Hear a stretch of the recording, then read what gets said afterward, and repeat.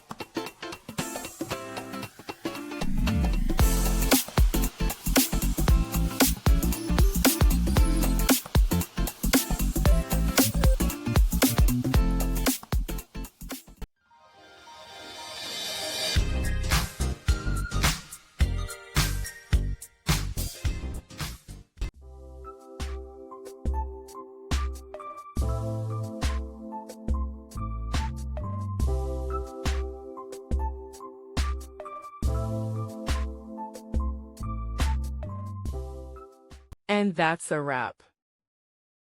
I hope you found the answer you were looking for. If you did, take a second to hit that subscribe button. It really helps out. And let me know in the comments which solution worked best for you. See you next time in the debug zone.